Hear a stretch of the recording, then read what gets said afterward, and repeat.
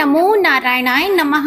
भगवान बृहस्पति देव की पूजा अर्चना के लिए बृहस्पतिवार को व्रत करके बृहस्पतिवार की व्रत की कथा सुनना चाहिए। बृहस्पतिवार का व्रत करने और कथा सुनने से सभी भक्तों की मनोकामनाएं पूर्ण होती हैं। तो आइए बड़ी ही श्रद्धा से बृहस्पतिवार की इस कथा को सुनते हैं। भारतवर्ष में एक प्रतापी और दानी राजा राज्य करता था। वह नित्य गरीबों और ब्राह्मणों की सहायता करता था। यह बात उसकी रानी को अच्छी नहीं लगती थी। वह ना ही गरीबों को दान देती, ना ही भगवान का पूजन करती थी और राजा को भी दान देने से मना किया करती थी। एक दिन राजा शिकार खेलने वन को गए हुए थे तो रानी महल में अकेली थी। उसी समय बृहस्पति देव साधु वेश में राजा के महल में भिक्षा लेने के लिए गए और भिक्षा मांगी तो रानी ने भिक्षा देने से इनकार कर दिया और कहा, हे साधु महाराज, मैं तो दान पुण्य से तंग आ गई हूँ। मेरा पति सारा धन लुटाते रहते हैं। मेरी इच्छा है कि हमारा धन नष्ट हो जाए, फिर ना रहेगा बांस, ना बजेगी बांसुरी। साधु ने कहा, देवी तुम तो बड़ी विचित्र हो। धन संतान तो सभी चाहते हैं, पुत्र और लक्ष्मी तो पापी के घर भी होने चाहिए। यदि तुम्हारे पास अधिक धन है तो भूखों को भोजन दो, प्यासों के लिए प्याऊ बनवाओ, यात्रियों के लिए धर्मशालाएं खुलवा दो। जो निर्धन अपनी कुंवारी कन्याओं का विवाह नहीं कर सकते, उनका विवाह करा दो। ऐसे और कई काम हैं जिनके करने से तुम्हारा यश लोक और परलोक में फैलेगा। परंतु रानी पर उपदेश का कोई प्रभाव नहीं पड़ा। वह बोली, महाराज आप मुझे कुछ ना समझाएं। मैं ऐसा धन नहीं चाहती जो हर जगह बांटती फिरूं। साधु ने उत्तर दिया, यदि तुम्हारी ऐसी इच्छा है तो तथास्तु। तुम ऐसा करना कि बृहस्पतिवार को घर लीपकर पीली मिट्टी से अपना सिर धोकर स्नान करना, भट्टी चढ़ाकर कपड़े धोना। ऐसा करने से आपका सारा धन नष्ट हो जाएगा। इतना कहकर वह साधु महाराज वहां से आलोक हो गए और साधु के अनुसार कई बातों को पूरा करते हुए रानी को केवल 3 बृहस्पतिवार ही बीते थे कि उसकी समस्त धन संपत्ति नष्ट हो गई। भोजन के लिए राजा का परिवार तरसने लगा। तब एक दिन राजा ने रानी से बोला कि हे रानी, तुम यहीं रहो, मैं दूसरे देश को जाता हूँ क्योंकि यहाँ पर सभी लोग मुझे जानते हैं, इसलिए मैं कोई छोटा कार्य नहीं कर सकता। ऐसा कहकर राजा परदेश चला गया। वहाँ वह जंगल से लकड़ी काट कर लाता और शहर में बेचता था। इस तरह वह अपना जीवन व्यतीत करने लगा।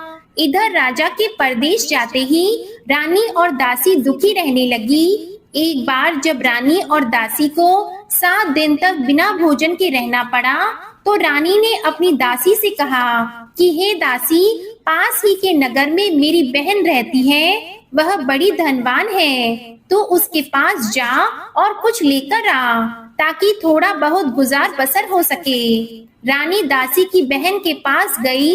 उस दिन गुरुवार था और रानी की बहन उस समय बृहस्पतिवार व्रत की कथा सुन रही थी। दासी ने रानी की बहन को अपनी रानी का संदेश दिया, लेकिन रानी की बड़ी बहन ने कोई उत्तर नहीं दिया। जब दासी को रानी की बहन से कोई उत्तर नहीं मिला तो वह बहुत दुखी हुई और उसे क्रोध भी आया। दासी ने वापस आकर रानी को सारी बात बता दी। सुनकर रानी ने अपने भाग्य को कोसा। उधर रानी की बहन ने सोचा कि मेरी बहन की दासी आई थी परंतु मैं उससे नहीं बोली, इससे वह बहुत दुखी हुई होगी। कथा सुनकर और पूजन समाप्त करके वह अपनी बहन के घर आई और कहने लगी, हे बहन, मैं बृहस्पतिवार का व्रत कर रही थी। तुम्हारी दासी मेरे घर आई थी, परंतु जब तक कथा होती है तब तक ना तो उठते हैं और ना ही बोलते हैं, इसलिए मैं नहीं बोली। कहो दासी, क्यों आई थी? रानी बोली, बहन तुमसे क्या छुपाऊं, हमारे घर में खाने तक को अनाज नहीं था ऐसा कहते कहते रानी की आंखें भर आई। उसने दासी समेत पिछले 7 दिनों से भूखे रहने तक की बात अपनी बहन को विस्तार पूर्वक सुना दी। रानी की बहन बोली, देखो बहन, भगवान बृहस्पति देव सबकी मनोकामना को पूर्ण करते हैं। देखो, शायद तुम्हारे घर में अनाज रखा हो। पहले तो रानी को विश्वास नहीं हुआ, पर बहन के आग्रह करने पर उसने अपनी दासी को अंदर भेजा तो सचमुच अनाज से भरा एक घड़ा मिल गया। यह देखकर दासी को बड़ी हैरानी हुई। दासी रानी से कहने लगी कि रानी, जब हमको भोजन नहीं मिलता तो हम व्रत ही तो करते हैं, इसलिए क्यों ना इनसे व्रत और कथा की विधि पूछ ली जाए ताकि हम भी व्रत कर सकें। तब रानी ने अपनी बहन से बृहस्पतिवार व्रत के बारे में पूछा। उसकी बहन ने बताया कि बृहस्पतिवार के व्रत में चने की दाल और मुनक्का से विष्णु भगवान का केले की जड़ में पूजन करें तथा दीपक जलाएं, व्रत की कथा सुने और पीला भोजन ही करें। इससे बृहस्पति देव प्रसन्न होते हैं और व्रत और पूजन बताकर रानी की बहन अपने घर को लौट गई। 7 दिन के बाद जब गुरुवार आया तो रानी और दासी ने व्रत रखा। घोड़साल में जाकर चना और गुड़ लेकर आई, फिर उससे केले की जड़ तथा विष्णु भगवान का पूजन किया। अब पीला भोजन कहाँ से आए, इस बात को लेकर दोनों बहुत दुखी थी। चूंकि उन्होंने व्रत रखा था, इसलिए बृहस्पति देव उनसे प्रसन्न थे। इसलिए वे एक साधारण व्यक्ति का रूप धारण करके 2 थालों में पीला भोजन दासी को दे गए। भोजन पाकर दासी बहुत प्रसन्न हुई और फिर रानी के साथ मिलकर भोजन ग्रहण किया।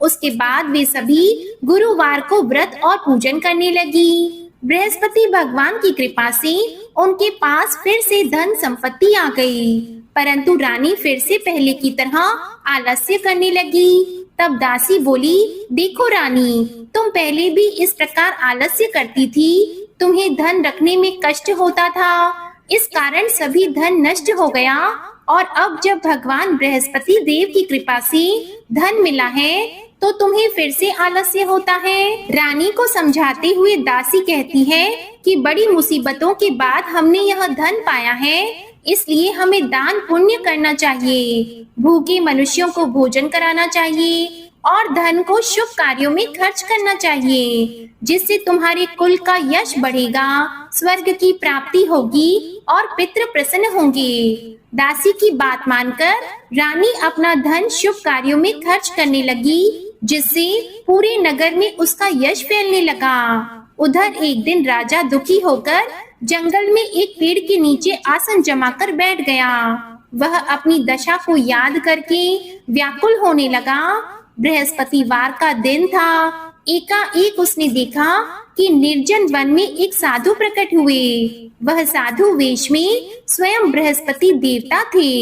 लकड़हारे के सामने आकर बोले, हे लकड़हारे, इस सुनसान जंगल में तू इतना चिंता मग्न क्यों बैठा है? लकड़हारे ने दोनों हाथ जोड़कर प्रणाम किया और उत्तर दिया कि महात्मा जी, आप सब कुछ जानते हैं, मैं क्या कहूँ। यह कहकर रोने लगा और साधु को अपनी आत्मकथा सुनाई। महात्मा जी ने कहा, तुम्हारी स्त्री ने बृहस्पतिवार के दिन बृहस्पति भगवान का निरादर किया है, जिसके कारण रुष्ट होकर उन्होंने तुम्हारी यह दशा कर दी। अब तुम चिंता को दूर करके मेरे कहने पर चलो तो तुम्हारे सब कष्ट दूर हो जाएंगे और भगवान पहले से भी अधिक संपत्ति देंगे।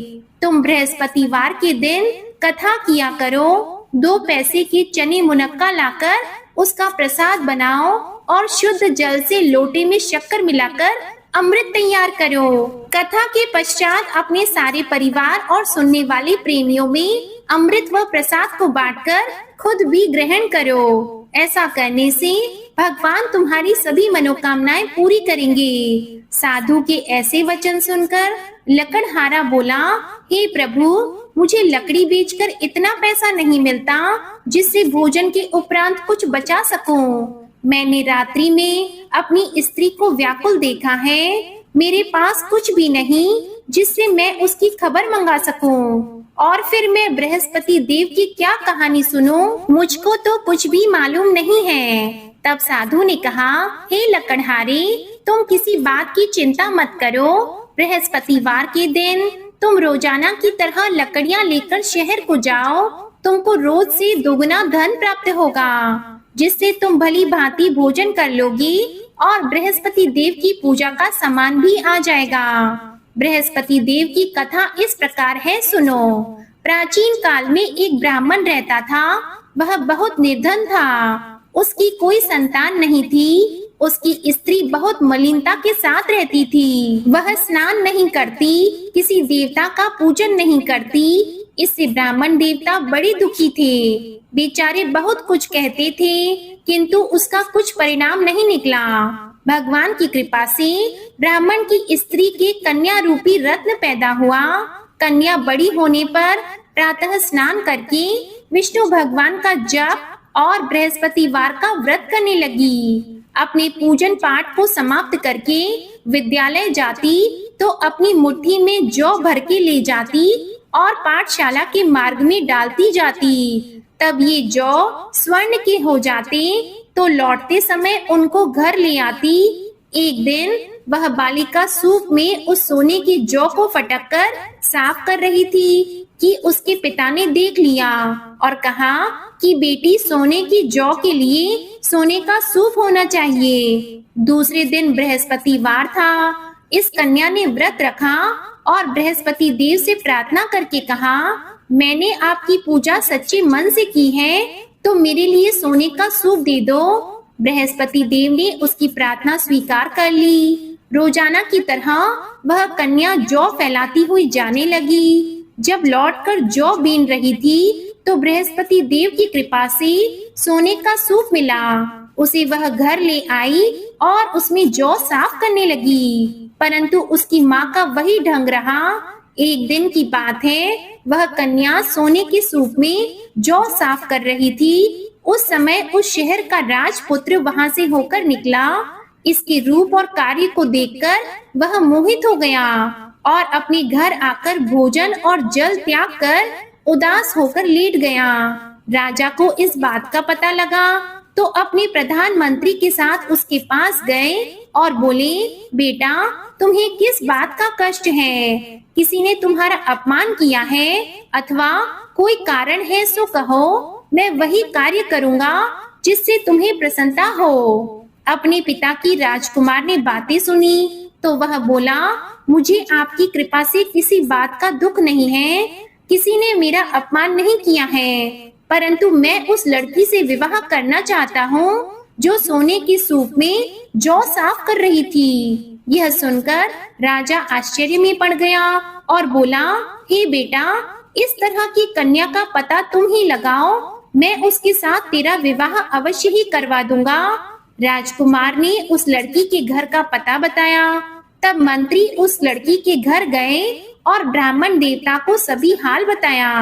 ब्राह्मण देवता राजकुमार के साथ अपनी कन्या का विवाह करने के लिए तैयार हो गए तथा विधि विधान के अनुसार ब्राह्मण की कन्या का विवाह राजकुमार के साथ हो गया।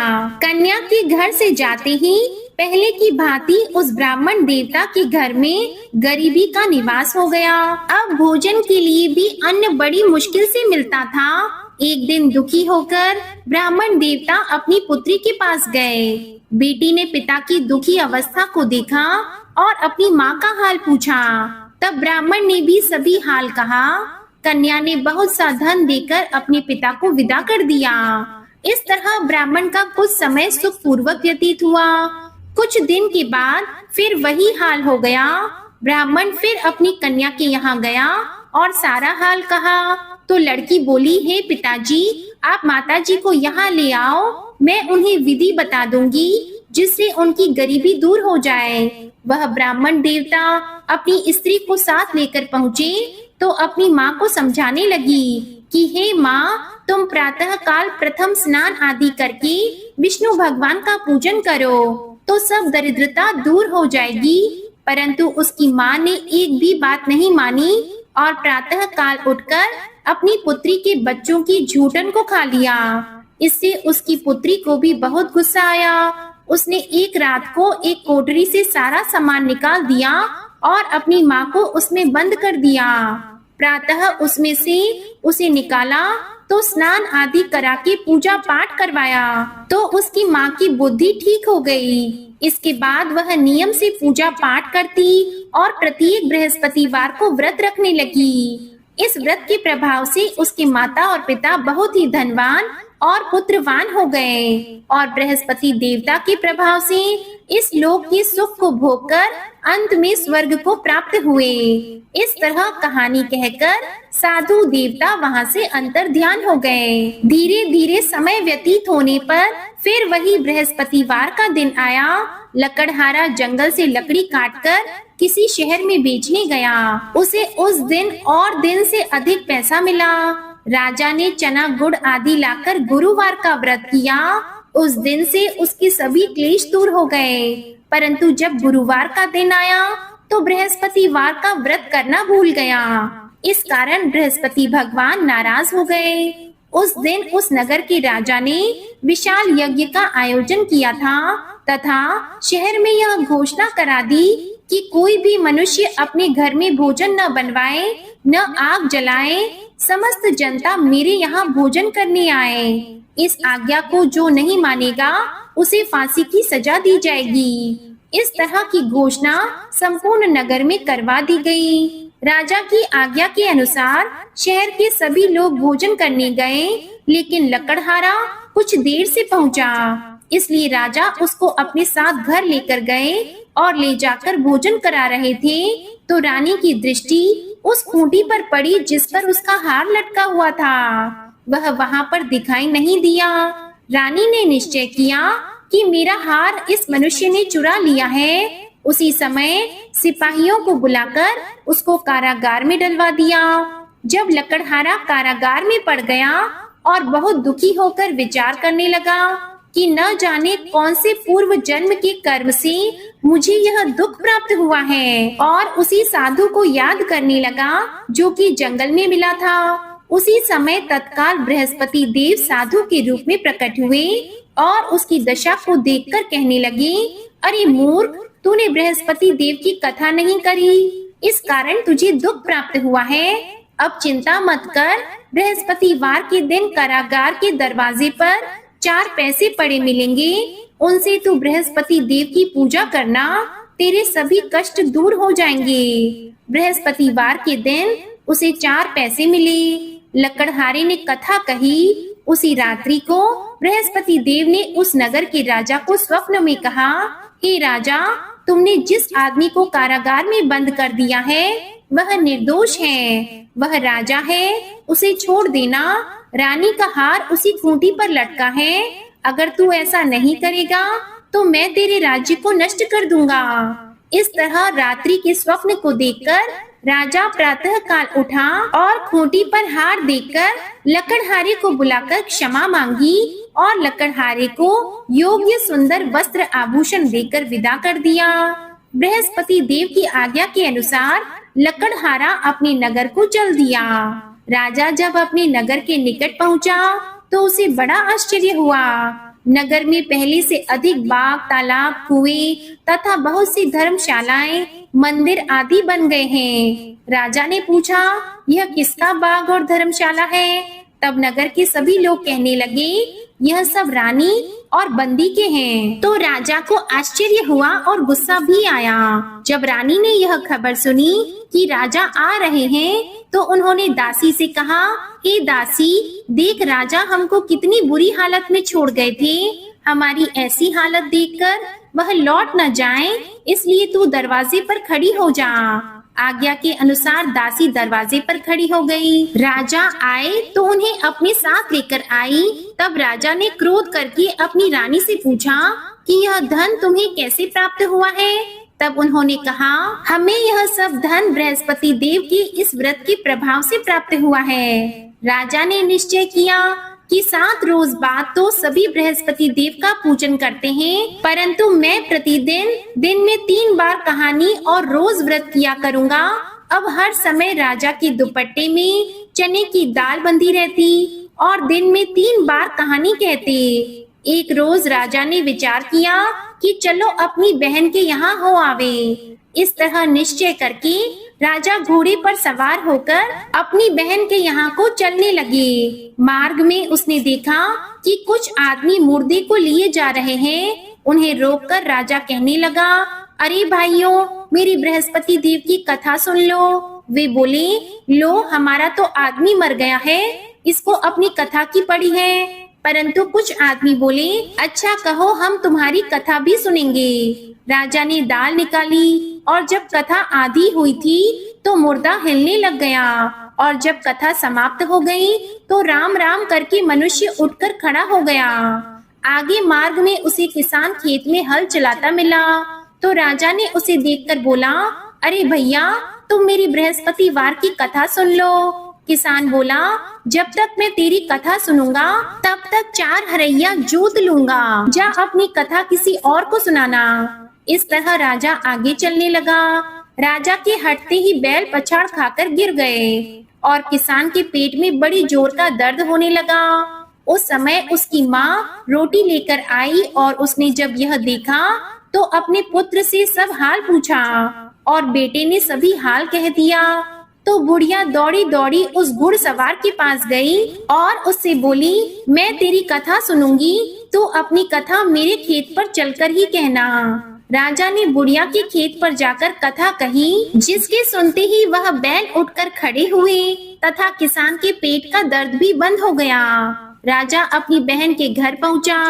बहन ने भाई की खूब मेहमानी की। दूसरे रोज प्रातः काल राजा जगा तो वह देखने लगा कि सब लोग भोजन कर रहे हैं। राजा ने अपनी बहन से कहा, ऐसा कोई मनुष्य है जिसने भोजन नहीं किया हो? मेरे बृहस्पति वार की कथा सुन ले। तो बहन बोली, हे भैया, यह देश ऐसा है कि पहले यहाँ लोग भोजन करते हैं, बाद में अन्य काम करते हैं। अगर कोई पड़ोस में हो तो देख आओ। वह ऐसा कहकर देखने चली गई, परंतु उसे कोई ऐसा व्यक्ति नहीं मिला जिसने भोजन न किया हो। अतः वह एक कुम्हार के पास गई जिसका लड़का बीमार था। उसे मालूम हुआ कि उनके यहाँ 3 रोज से किसी ने भोजन नहीं किया है। तो रानी ने अपने भाई की कथा सुनने के लिए कुम्हार से कहा। वह तैयार हो गया। तब राजा ने जाकर बृहस्पति वार की कथा कही, जिसको सुनकर उसका लड़का ठीक हो गया। अब तो राजा की प्रशंसा होने लगी। एक रोज राजा ने अपनी बहन से कहा कि हे बहन, हम अपने घर को जाएंगे, तुम भी तैयार हो जाओ। राजा की बहन ने अपनी सास से कहा तो सास ने कहा, हाँ चली जा, परंतु अपने लड़कों को मत ले जाना, क्योंकि तेरे भाई के कोई संतान नहीं है। बहन ने अपने भैया से कहा कि हे भैया, मैं तो चलूंगी पर कोई बालक नहीं चलेगा। तो राजा बोला, जब कोई बालक नहीं चलेगा तब तुम ही क्या करोगी? बड़ी दुखी मन से राजा अपने नगर को लौट आया। राजा ने अपनी रानी से कहा कि हम निर्वंशी हैं, हमारा मुंह देखने का धर्म नहीं है और कुछ भोजन आदि नहीं किया है। रानी बोली, हे प्रभु, बृहस्पति देव ने हमें सब कुछ दिया है, वे हमें संतान अवश्य देंगे। उसी रात को बृहस्पति देव ने राजा से स्वप्न में कहा, हे राजा उठो, सभी सोच त्याग दो, तेरी रानी गर्भ से है। राजा को यह बात सुनकर बड़ी खुशी हुई। 9वें महीने में उसके गर्भ से एक सुंदर पुत्र पैदा हुआ। तब राजा बोला, हे रानी, स्त्री बिना भोजन के रह सकती है, पर बिना कहे नहीं रह सकती। जब मेरी बहन आएगी तुम उससे कुछ मत कहना। रानी ने सुनकर हाँ कर दिया। जब राजा की बहन ने ये शुभ समाचार सुना तो वह बहुत खुश हुई और बधाई लेकर अपने भाई के यहाँ आई। तभी रानी ने कहा, घोड़ा चढ़कर तो नहीं आई है, गधा चढ़कर आई है। राजा की बहन बोली, भाभी, मैं इस प्रकार नहीं कहती तो तुम्हें संतान कैसे मिलती? बृहस्पति देव ऐसे ही हैं, जैसी जिसके मन में कामनाएं हैं सभी को पूर्ण करते हैं। जो सद्भावना पूर्वक बृहस्पतिवार का व्रत करता है एवं कथा पढ़ता है अथवा सुनता है, दूसरों को सुनाता है, बृहस्पति देव उनकी सभी मनोकामनाएं पूर्ण करते हैं। बृहस्पति देव उनकी सदैव रक्षा करते हैं। जो संसार में सद्भावना और सच्चे हृदय से बृहस्पति देव का पूजन करते हैं, उनकी सभी मनोकामनाएं उसी प्रकार पूर्ण हो जाती हैं, जैसे राजा और रानी ने बृहस्पति देव की कथा का गुणगान किया। उनकी सभी इच्छाएं बृहस्पति देव ने पूर्ण की। मनुष्य को हृदय से उनका मनन करते हुए जयकारा करना चाहिए। तो प्रेम से बोलिए बृहस्पति देव की जय, विष्णु भगवान की जय, समस्त देवी देवताओं की जय। आज की गुरुवार व्रत कथा पसंद आए तो वीडियो को लाइक कीजिएगा, शेयर कीजिएगा, कमेंट में भगवान श्री बृहस्पति देव की जय लिखिएगा और इस चैनल को सब्सक्राइब जरूर कीजिएगा।